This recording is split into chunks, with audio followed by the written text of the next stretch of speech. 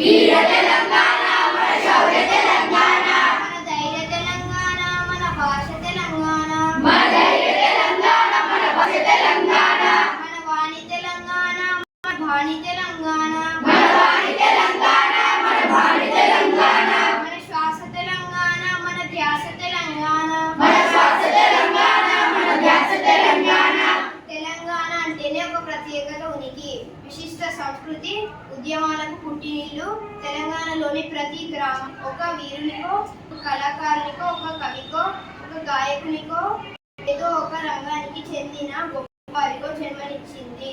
ఈ విషయంలో నాటి గౌతమి బాలశ్రీ మొదలుకొని నేటి వరకు అనేక మంది స్త్రీలకు కూడా ప్రసిద్ధ స్థానం ఉంది.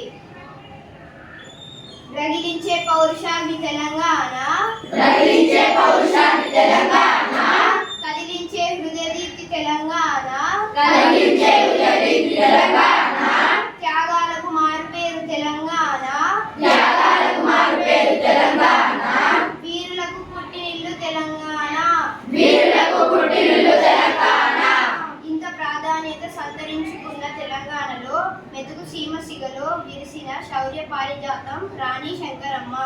ఈమె నేటి మెదక్ జిల్లాలోని అందోలును రాజధానిగా చేసుకొని రాజ్యం చేసింది.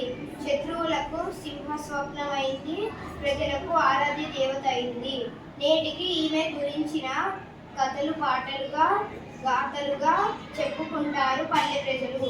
బతుకమ్మ పాటలలో కూడా ఈమె చరిత్రను పాడుకుంటారు. ఆ చరిత్ర ఎట్లా ఉన్నదో చూద్దాం.